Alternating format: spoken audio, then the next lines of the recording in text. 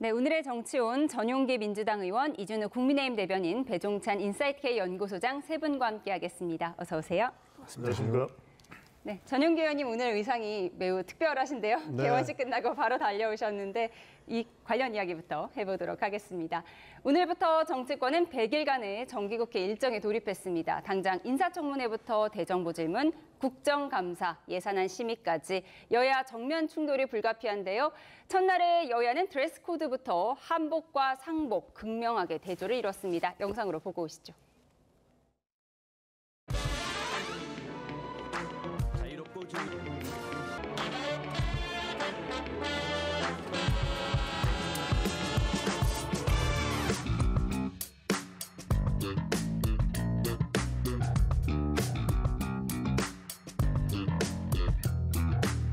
우원식 국회의장이 개회식에 한복을 입자고 제안했지만 국민의힘은 입법 폭주에 대응하겠다며 상복을 입겠다고 선언했기 때문입니다. 한복을 입자는 취지는 좋은데 제가 아는 의원들에게 물어봤더니 한복 없는 의원들이 한복 장만하라고 난리가 났더라고요. 아까 캐대언 느낌이던데 저는. 한쪽에서는 한복 입고 한쪽에서는 상복 입고 그러고 있잖아요. 그리고 우리 이제 사자보이 쓴 거고.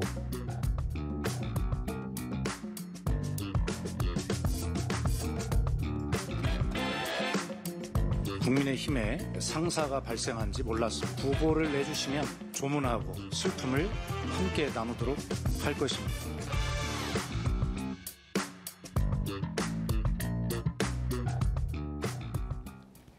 네, 우상호 정무수석이 한복 없는 의원들이 한복 구하느라고 애를 먹었다라고 했는데 많은 분들이 입으셨나요?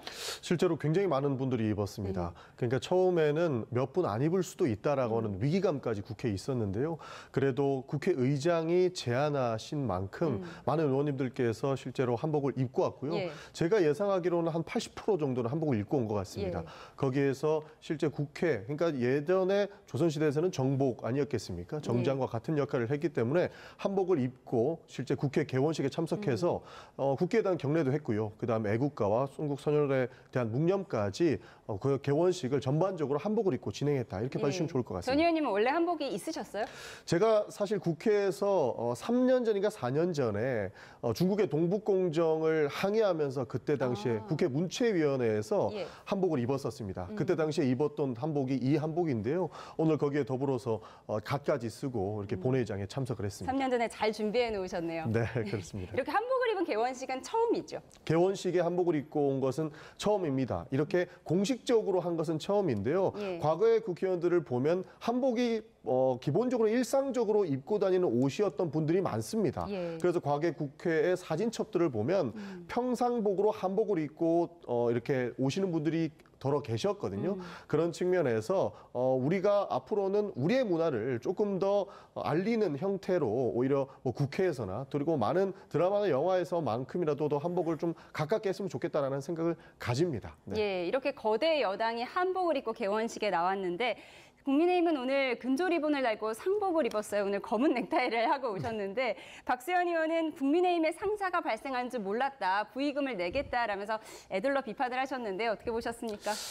국회에서 협치와 대화가 죽었습니다. 그래서 지금 국민의 입장에서는 상복을 입고 와서 국민들에게 국회가 이런 어려운 상황이라는 것을 알리기 위해서 우리는 상복을 입을 수밖에 없었다는 말씀을 드리고요. 지금 민생도 어렵고 물가도 굉장히 오르고 있어서 지금 추석 앞두고 추석 장바구니가 굉장히 위태로운 상황입니다. 그리고 각종 쓰리특검이 무도한 압수수색 등으로 인해서 주변에서 곡소리가 흘러나올 정도인데 그것에 대해서 공감하거나 반성하기는커녕 한복을 입고 나온다는 거 저희 국민의 입장에서는 굉장히 유감이라는 말씀을 드리고요. 지금 이재명 대통령은 협치 얘기하고 있지 않습니까? 그럼에도 불구하고 야당의 정청래 당대표는 국민의힘 정당을 해산하겠다고 하지 말하고 있습니다.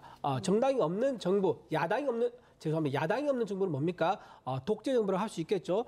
독재 정부. 그럼 이재명 대통령이 독재자가 되는 겁니까? 저는 굉장히 우려스러운 상황이고요. 민주화 이후에 선진화라고 가야 되는데 민주화 이후에 민주당화되고 있고 또 하나 이것이 독재화되고 되고 있다는 점에서 굉장히 우려된다 말씀을 드립니다. 오늘 이준우 대변인께서도 검은 넥타이를 하고 오셨습니다. 그러니까 국민의힘의 많은 의원님들께서 실제로 상복을 입고요. 근조 리본을 달고 왔습니다.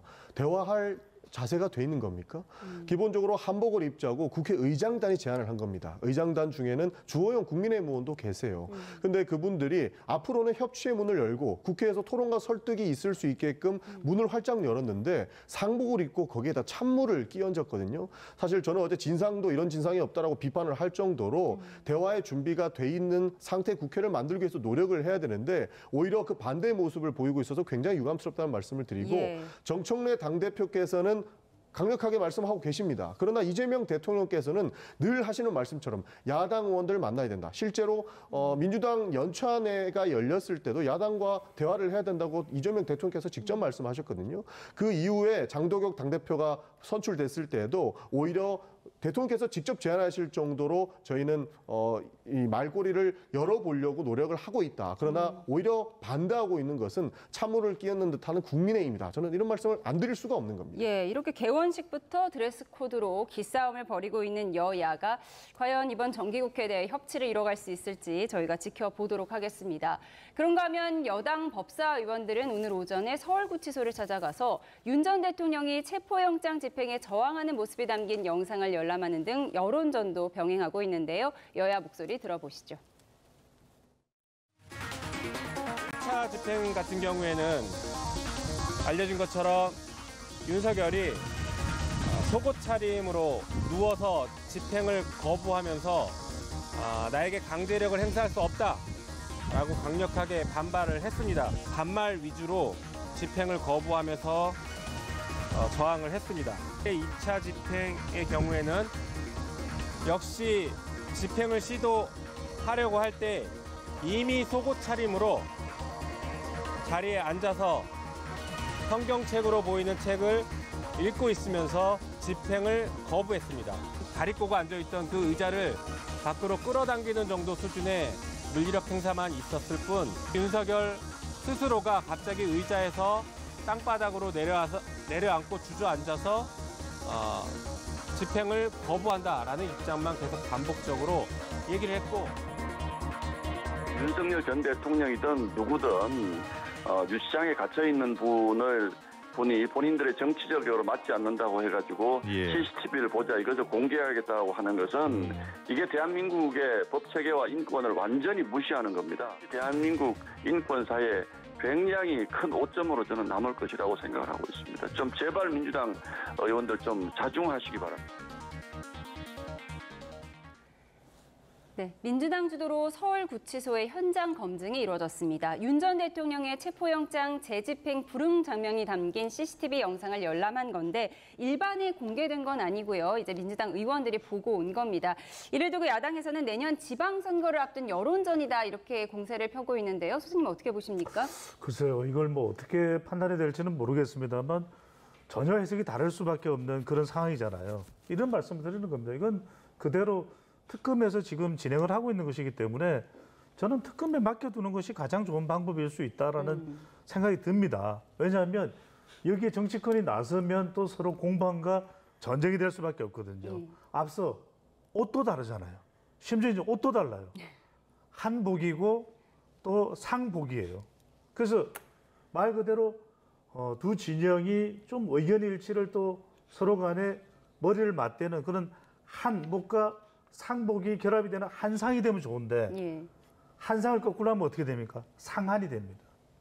국민들은 이런 상황을 보는 거예요. 저는 그래서 일단 윤석열 전 대통령 관련된 부분은 다 뭐 정치권의 입장은 다를 겁니다. 하지만 이제 객관적으로 조명을 하고 데이터로 분석을 하는 저로 봤을 때는 이건 특검에 맡겨두면 될 일이에요. 특검에 맡긴다는 것은 굳이 여당 의원들이 가서 열람할 필요까지 있었겠느냐 이런 의견이신가요? 그래서 이제 이런 거는 특검에서도 어떤 향후 조치가 있겠죠. 그러면 이게 정치권이 일단은 참여를 하게 되는 순간 이건 정치적으로 해석이 되는 것이거든요. 그러면 특검에서는 이제 이 구속 기소가 돼서 재판을 받을 거 아니겠습니까? 그럼 그 사법부의 기능이 엄중하게 있는 것이고 우리는 또 법치주의에 이 사법부의 권한을 또 존중해야 되는 것이고 한데 물론 뭐 정치권이 손을 놓고 있는 건 아니겠습니다만 일단은 이렇게 되면은 제가 말씀드린 대로 어느 한 구석 의견 일치를 보는 것은 매우 어렵다. 마치 오늘 국회 개원식에도 한복과 상복을 입는 두 분 패널의 모습이 곳곳에서 연출되는 거 아닌가 싶은 생각이 듭니다. 예. 그런가 하면 검찰 내 강경파로 꼽히는 이문정 서울 동부지검장이 정성호 법무부 장관은 검찰의 장악이 됐다 이렇게 공개 비판한 걸 두고 파장이 일고 있는데요. 여권 내에서도 엇갈린 목소리가 나오고 있습니다. 들어보시죠. 법무부 장관 산하에서 법무부 장관의조차도 지금 검찰이 다 장악돼 있는 상태인 건 알지 않습니까? 봉욱 민정수석, 이진수 차관, 성상원 검찰국장, 노만석 대검차장, 김수홍 검찰과장이 검찰개혁 오적이니까. 현직에 있는 공무원들이 위에 눈치만 보고 정책 대안을 말하지 못하는 건 잘못됐다고 생각하는데 그거하고 그 어떤 실명을 거론하면서 사람에 대한 정치적 공격을 하는 건 좀 다르다 이렇게 봐요. 그런 측면에서 이번에는 이문정 검사가 본인이 했던 좋은 말이 그 소위 오적이라는 말로 가려져 버린 거예요. 이 개혁에 토를 다는 것은 안 좋은 일이에요. 물 들어왔을 때 노를 져야죠. 대장쟁이도 새가 달궈졌을 때 내려치는 지혜가 있는데 검찰개혁의 찬스를 절대 놓치지 않는다. 어쨌든 이문정 동부지검장의 발언은 항명은 아니다 이런 말씀이신 거죠? 뭐 항명까지 볼 필요 없이 옳은 지적했다. 할 만한 지적했다. 저는 그렇게 봐요. 네, 현직 검사장이 법무부 장관을 공개 비판한 것, 그것도 개혁 오적이라는 단어를 썼다는 것, 굉장히 이례적인 상황인데 이를 두고 오늘 박지원 의원은 항명으로 볼 것까지는 없다, 뭐 할 만한 지적이었다라고 했고요. 그리고 우상호 정무수석 같은 경우에는 이렇게 실명을 거론하는 건 부적절했다, 오늘 이런 비판도 냈거든요. 어떻게 보십니까? 사실 뭐 비판받아야 될 지점은 충분히 있다고 봅니다. 이문정 검사장도 충분히 본인의 의사를 낼 수 있지만 늘 민주당이 검찰에 대해서 비판을 해왔던 점은 정치 행위를 해서는 안 된다라는 내용도 있었습니다. 기본적으로 과거 윤석열 정부의 검찰들을 굉장히 정치 검찰이라고 부르지 않았습니까? 본인의 의사에 맞게 그리고 정권의 눈치에 봐서 수사를 하는 것을 비판을 했었는데 사실 그런 내용은 아니지만 기본적으로 이 검찰 개혁안을 두고 정치적인 시각으로 장관을 비판한 부분 아니겠습니까? 이런 것은 옳고 그름을 넘어서 정치의 색을 기본적으로 검찰이 가지고 있다라고 하는 비판의 연장선으로 보고 있거든요.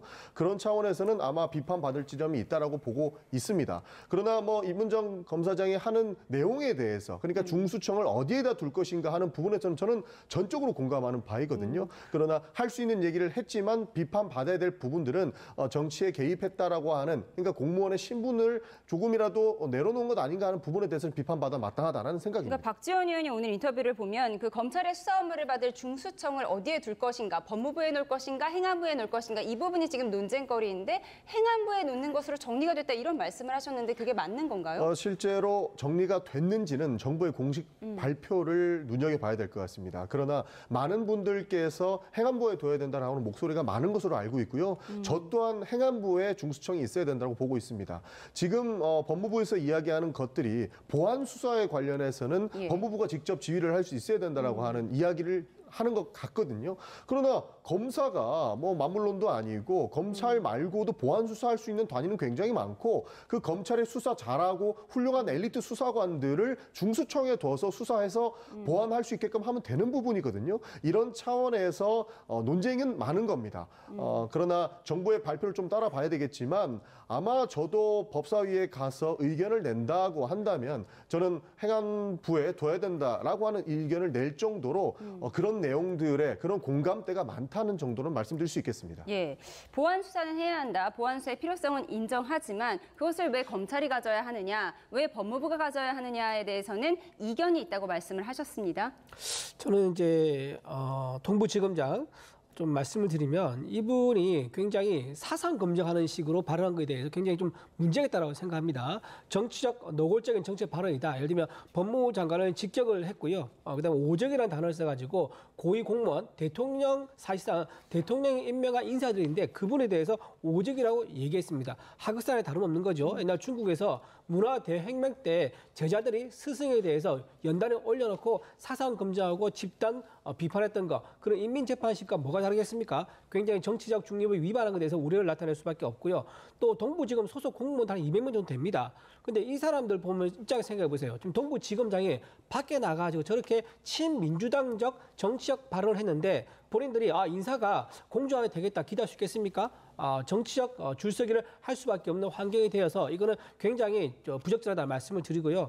이렇게 정치적 중립을 위반한다 그러면은 이진숙 방통위원장 지금 정치적 중립 위반으로 면직한다 그러지 않습니까?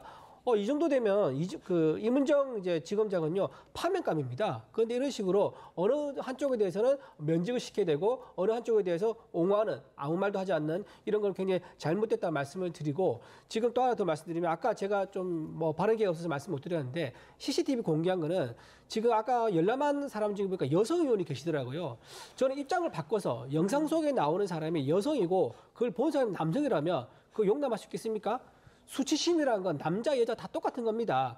근데 속옷 차림을 입는 전 남성 대통령에 대해서 여성 의원이 와서 아무런 제지도 받지 않고 다 풀로 그 영상을 봤다는 거 이건 굉장히 잘못됐다 그렇게 말씀드리고 처음부터 저는 이 열람 목적이 애당초 윤석열 대통령에 대한 당시 상황을 묘사를 해서 망신을 주고 인격을 말살내는 의도였었다 그렇게 비판 말씀드립니다. 민주당 CCTV 열람에 대한 국민의힘 입장도 첨언으로 들어봤습니다. 앞서 말씀하신 부분을 좀 더 짚어보면 이진숙 방통위원장의 거취 문제가 또다시 논란의 중심에 섰습니다. 우상호 정무수석이 지방선거에 출마할 거면 그만두고 나가라 이렇게 직격을 했는데요.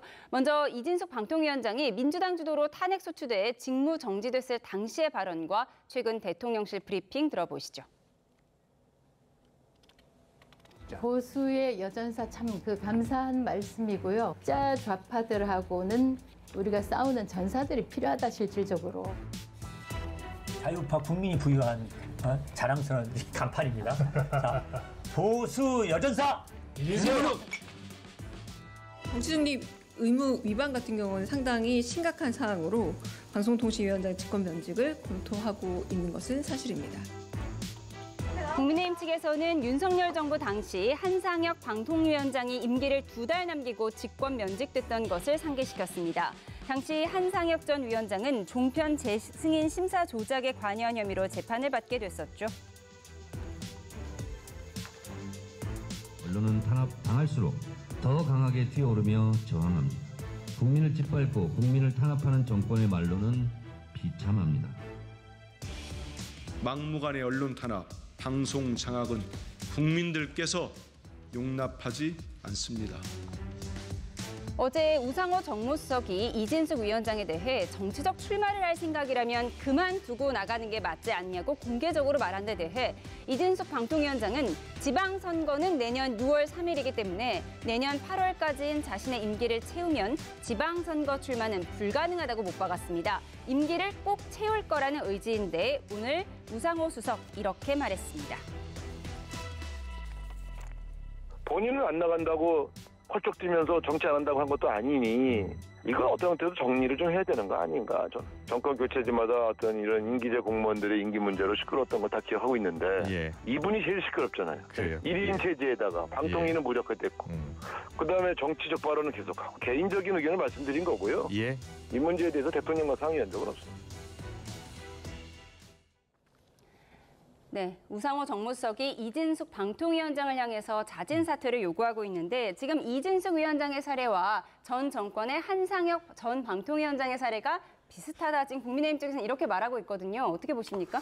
그러니까 이제 명분 공감을 얻기 위해서는 체계화, 정상화 이런 것을 충분히 갖추는 게 중요해요. 무슨 말씀이냐면 그걸 갖추었을 때 더 국민들로부터 설득력을 얻어낼 수 있는 것이거든요.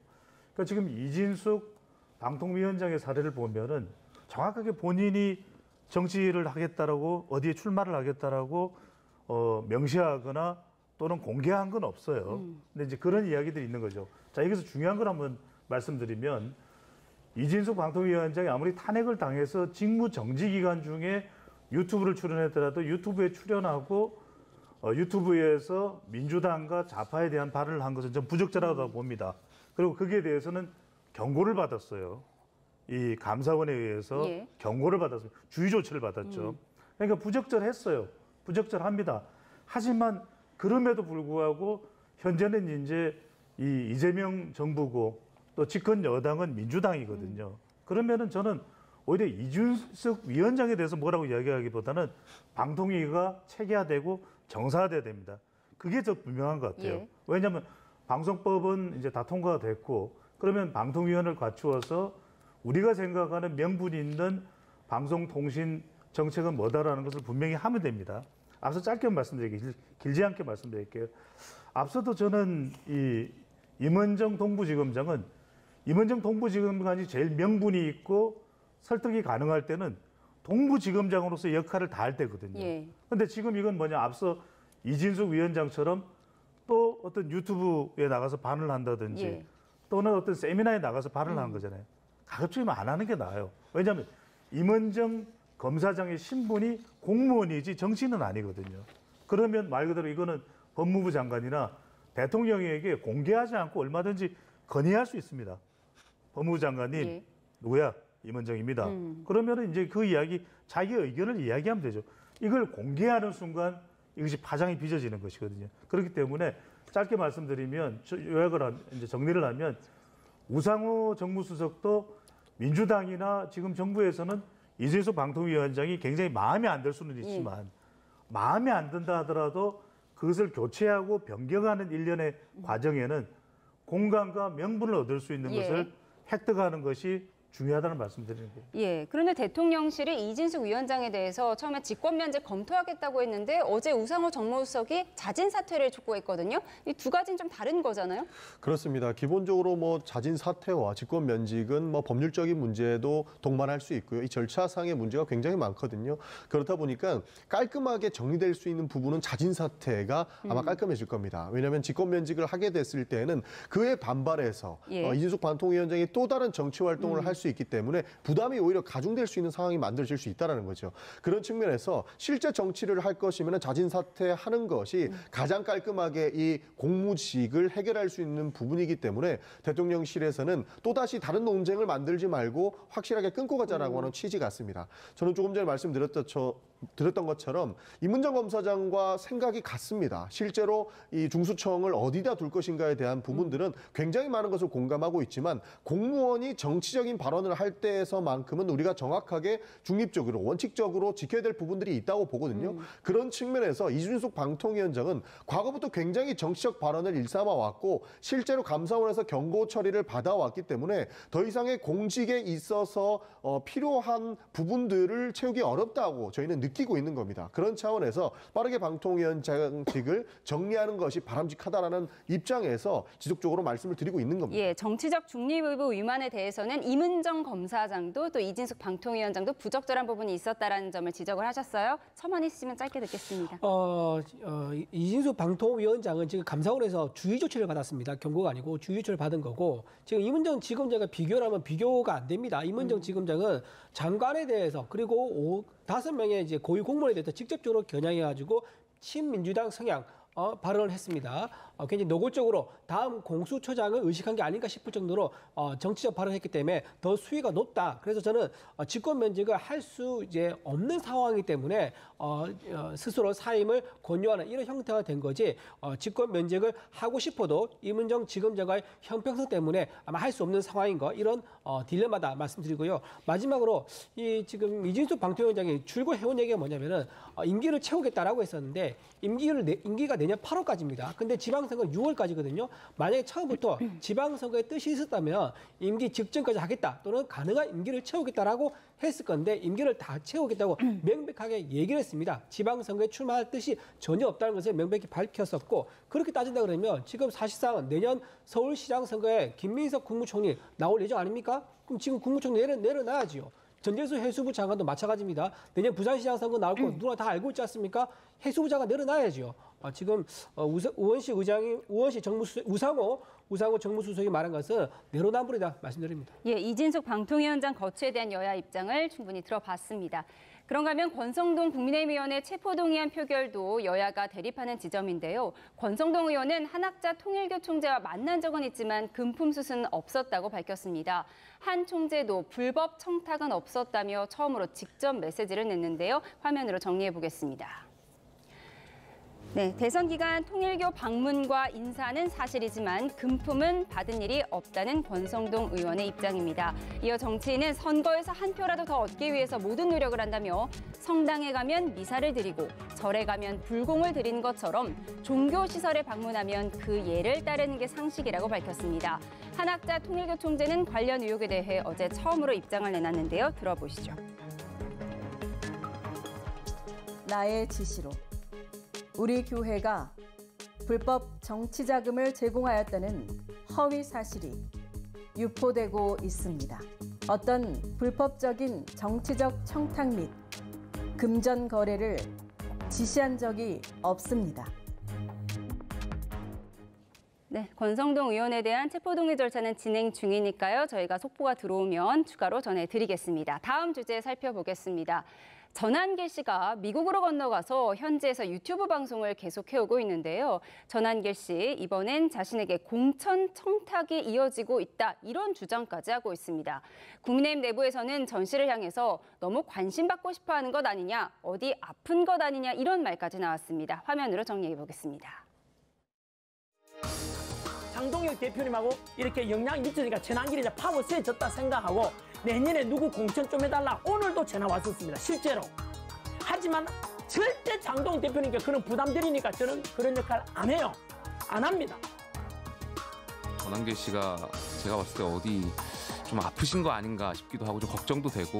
아프신다는 무슨 말씀이세요? 그러니까 너무 이렇게 관심을 받고 싶어 하시는 분 아닌가. 이러한 발언들이 결국에 쌓이고 쌓이면 저희 당에 미쳐지는 이미지나 이런 것들이 부정적일 것이고, 저는 지도부가 결단하셔야 된다고 생각이 들어요. 결단의 방법이 뭐예요, 그러면? 당에서 나가달라고 하시던 계엄을 옹호하거나 이런 부정선거를 계속 말씀하시는 분들하고는 같이 갈 수 없다라는 것을 명확하게 밝히셔야 된다라고 생각합니다.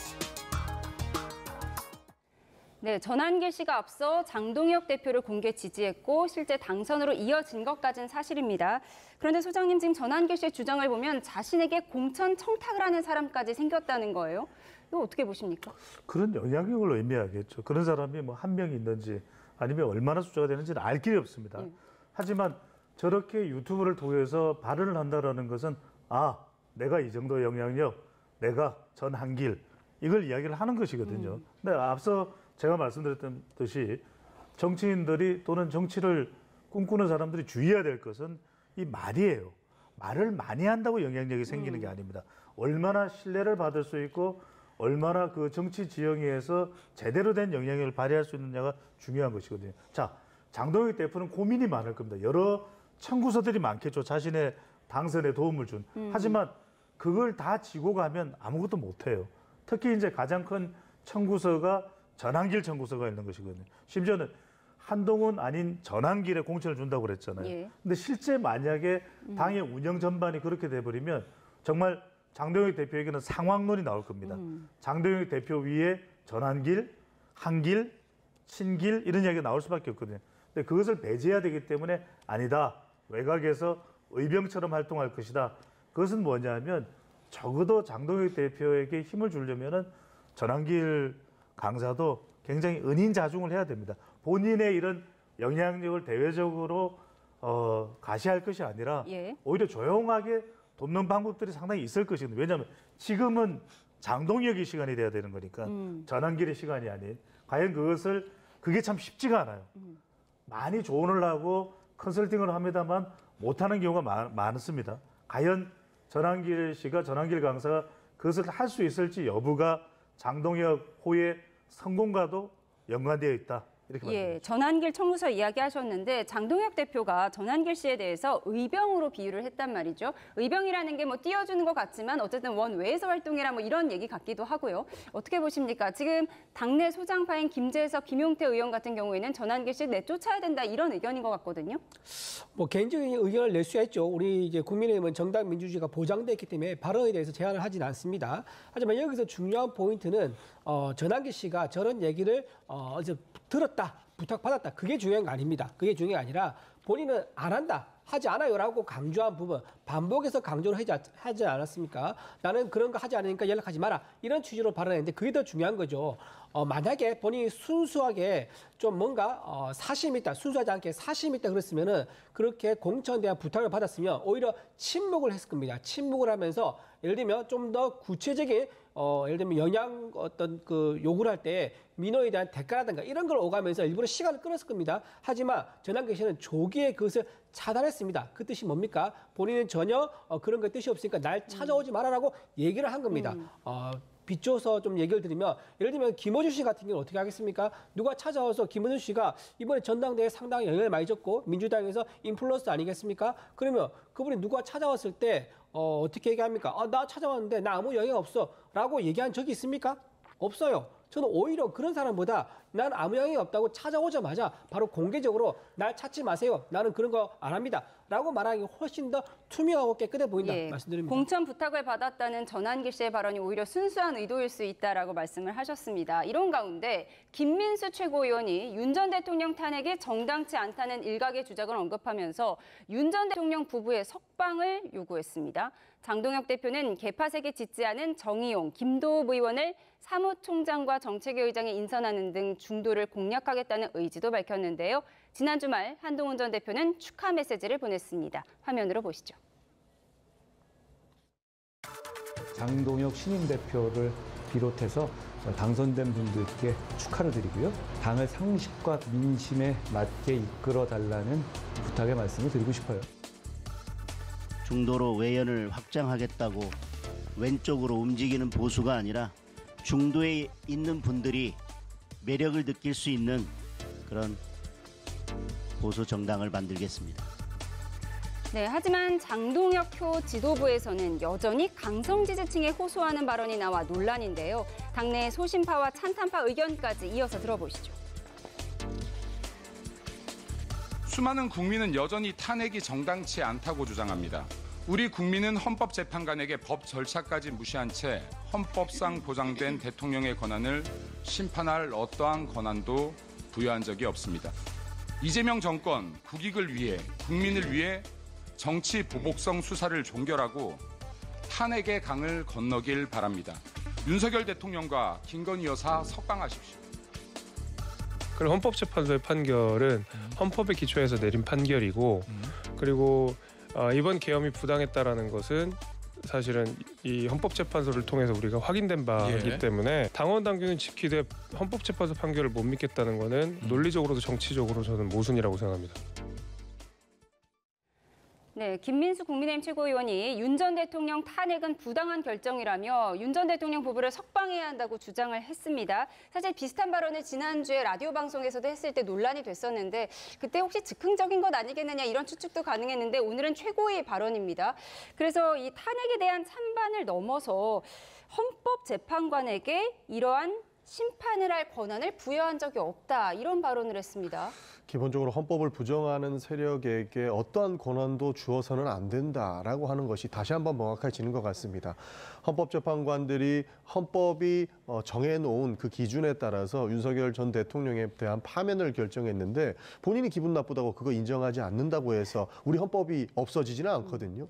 대한민국 5천만 국민이 모두가 그 헌법에 기초해서 살아가고 있는데 그 국민의 기본 삶 자체로 부정할 수 있는 이런 멘트들이기 때문에 저런 선동이 난무하는 국민의힘이라면 다시 재기할 수 있는 가능성이 굉장히 낮다라고 봅니다. 그렇기 때문에 지금 소신파로 불리오는 많은 의원들이 헌법에 기초해서 국민의힘을 다시 한번 재건해야 된다고 하는 목소리가 높아지지 않는다면 저는 뭐 협치 안 된다 이런 비판을 받지만 함께 갈 수 없는 부분이 저런 부분에서 저는 존재한다라는 말씀을 안 드릴 수가 없습니다. 헌재의 탄핵 판결을 인정하는 것이 국민의힘 당론으로 알고 있는데요. 지금 김문수 최고위원의 발언은 헌재가 그런 판단을 할 권한이 없다라는 좀 도를 넘는 발언이라는 비판이 많아요. 지금 헌법에 대해서 여러 가지 얘기가 있습니다. 민주당이 하는 주장하는 헌법에 대해서는 선이고 국민의힘이 얘기하는 헌법에 대해서는 악이다라고 그런 프레임을 짜는 것부터가 잘못된 거라고 생각합니다. 지금 헌법을 가장 유리하고 있는 세력이 누굽니까?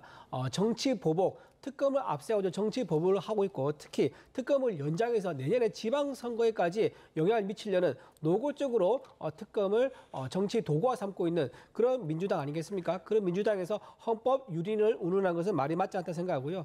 저는 김명수 최고가 지금 윤 전 대통령 면회에 대해서 한 얘기가 있습니다. 면회를 가겠다고 했는데 그 얘기는 최고위원회 되기 전에 한참 전에 예약을 걸어놓았던 겁니다. 그게 뭐 당장 신청한 데서 갈 수 있는 게 아니고요. 그 전에 몇 달 전에 예약을 걸어놨고 본인이 최고위원 당선될 수도 있고 안 될 수도 있는 상황이었고 최고위원 출마한다 안 한다 결정하기 전에 이미 예약 신청을 했던 거라 그러더라고요. 그런 차원에서 간 거기 때문에 인간적인 도의 차원에서 유석열 전 대통령 면회를 신청했던 거 그거에 대해서는 뭐라고 할 수 없지 않겠느냐. 그렇게 생각합니다. 그러니까 오늘 발언은 지금 면회를 가고 안 가고의 문제는 아닌 것 같습니다. 그러니까 윤 전 대통령 면회는 갈 수도 있지만 지금 오늘 발언은 헌재의 판결을 부정하는 듯한 발언이라서 논란인데 이걸 당 지도부 차원에서 어떻게 정리하고 있는지가 좀 궁금해요. 이 지도부 차원의 입장은 아니고요. 각자 최고위원들이 각자 역량으로 당원들의 선택을 받았기 때문에 각자 자기 소신대로 발언할 수가 있는 거죠. 그리고 그 당 대표는 지금 그런 입장이 아니지 않습니까? 당 대표는 보수로서 선명한 야당으로서 역할을 하겠다고 했지 뭐 어떻게 좀 헌법에 대해서 어떤 다른 입장을 취한다거나 그런 발언을 하지 않았습니다. 최고위원 한 명으로서의 발언을 할 수 있는 그 정도 수준이라고 봅니다. 뭐 윤어게인 재가동으로 봐야 되겠죠. 장동혁 체제는 아주 강성 또 전환기를 안고 갈 수밖에 없는 상황입니다. 그렇다면 탄핵 반대나 탄핵 찬성 전당대 중에도 시끄러웠잖아요. 정리는 안 된다고 봐야 되겠죠. 예, 당론은 아니고 개별 최고위원의 의견이다라고 설명해 주셨는데요. 좀 파장이 만만치 않을 것 같습니다. 지금까지 정치온 전용기 민주당 의원, 이준우 국민의힘 대변인, 배종찬 인사이트K 연구소장 세 분과 함께했습니다. 고맙습니다.